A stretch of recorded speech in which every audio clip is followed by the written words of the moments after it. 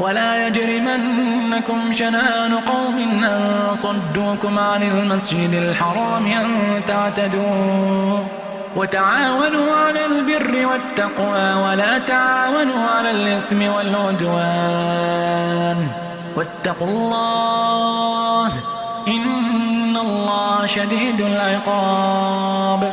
حرمت عليكم الميتة والدم ولحم الخنزير وما أهل لغير الله به والمنخنقة والموقوذة والمتردية والنطيحة وما أكل السبع إلا ما ذكيتم وما ذبح على النصب وأن تستقسموا بالأزلام ذلكم فسق. اليوم يئس الذين كفروا من دينكم فلا تخشوهم واخشوا